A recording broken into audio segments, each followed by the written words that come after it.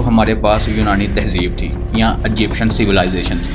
اس سفر میں وہ یہاں تو اکیلے نکلتے یا گروپ کی شکل میں۔ واقعی دوسرے ممالک سے لوگ متحدہ ہندوستان یعنی کہ اینشینٹ انڈیا کے وقت میں آتے رہے ہیں، جس سے آہستہ آہستہ قدرتی طور پر تکشاشیلا ایک سینٹر آف لرننگ بنتا گیا۔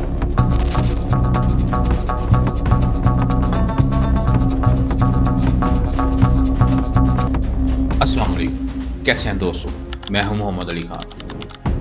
ڈیئر فرینڈس، ایرسٹوٹل نے کہا تھا کہ مین از اے سوشل اینیمل، یعنی کہ انسان معاشرتی حیوان ہے۔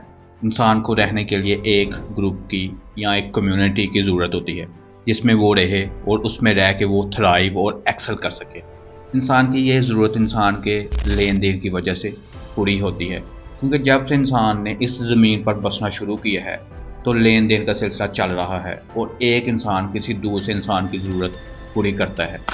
اور یہاں پہ لین دین سے مراد نہ صرف معاشی لین دین ہے بلکہ انٹلیکچولی لین دین بھی ہے۔ اسی طرح اگر ہم دیکھیں تاریخی طور پر تو یہ سسٹم شروع سے چلتا آیا ہے۔ جیسے اگر ہم قبل مسیح کی بات کریں تو اس میں بھی ہمارے پاس انٹلیکچولی طور پر بڑے بڑے نام نکل کے سامنے آتے ہیں جو علم کی لین دین کا کام کرتے تھے، جن کا مقصد حیات علم کی بڑھوتری اور فروغ تھا۔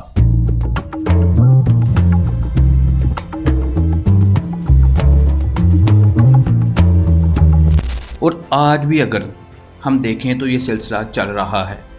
اب دیکھیں پاکستان اور انڈیا میں کتنے ہی اسٹوڈنٹس ایسے ہیں جو دوسرے ملکوں میں جا کے تعلیم حاصل کرتے ہیں۔ اعداد و شمار کے مطابق سال 2023 میں انڈیا سے جو اسٹوڈنٹس دوسرے ممالک میں تعلیم حاصل کرنے کے لیے گئے ان کی تعداد تھی 8,94,000، یعنی کہ 9 لاکھ کے قریب یہ تعداد بنتی ہے۔ اسی طرح پاکستان میں جو ہمارے پاس اعداد و شمار ہیں، یاد رہے یہاں پہ صرف اسٹوڈنٹس کی بات ہو رہی ہے۔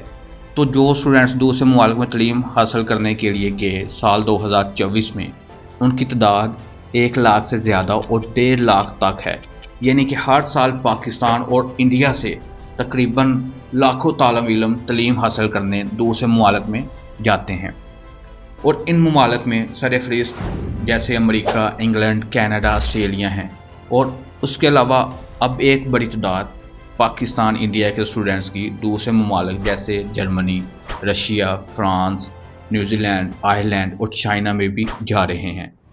اب یہاں پر رکیں 1 منٹ اور سوچیں کہ یہ ایسا ہمیشہ سے چلتا آ رہا ہے کہ پاکستان اور انڈیا کے اسٹوڈنٹ باہر کے ممالک میں پڑھنے جا رہے ہیں، یا ایک دوسری سوچ جو ہے وہ یہ ہے کہ کیا کبھی دوسرے ممالک کے لوگ بھی پاکستان انڈیا میں اعلیٰ تعلیمی معیار کی وجہ سے یہاں تعلیم حاصل کرنے آ سکتے ہیں، یا کبھی ماضی میں اس زرخیز خطے میں آتے رہے ہوں گے۔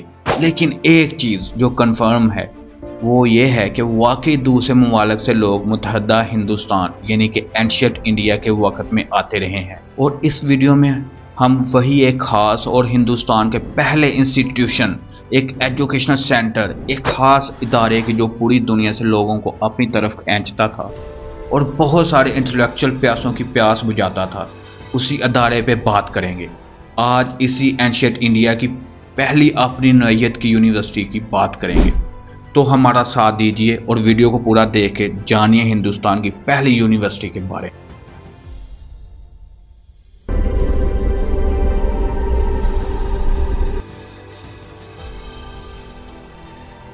ڈیئر فیلوز، یہاں پر میں نے ٹرم استعمال کی ہے اپنی نوعیت کی یونیورسٹی، جس کی وجہ یہ ہے کہ اس پر اسکالرز کے درمیان بحث پائی جاتی ہے کہ کیا یہ university modern definition of university پر پورا اترتی ہے کہ نہیں، یا یہ ایک مخصوص قسم کا ایجوکیشنل سینٹر تھا جو اس وقت کی ضرورت کے عین مطابق تھا۔ کیا یہ سینٹر آف ایجوکیشن واقعی میں ماڈرن یونیورسٹی کی آربٹ میں آتا ہے؟ ڈیئر فیلوز، اراؤنڈ 800 قبل مسیح میں گندھارا ریجن یعنی کہ سب کنٹیننٹ کے نارتھ ویسٹرن ریجن میں ایک ٹاؤن وجود میں آیا جس کا نام تھا تکشاشیلا۔ آپ کی آسانی کے لیے بتاتا چلوں کہ یہ تکشاشیلا ٹاؤن موجودہ پاکستان میں ٹیکسلا کے نام سے جانا جاتا ہے، اور مائنہ کے مطابق یہ ٹاؤن کا نام کنگ بھارتا کے بیٹے تکشا کے نام پر رکھا گیا، اور کنگ بھارتا اس کے فاؤنڈر تھے جنہوں نے اپنے بیٹے کے نام پر اس ٹاؤن کا نام رکھا۔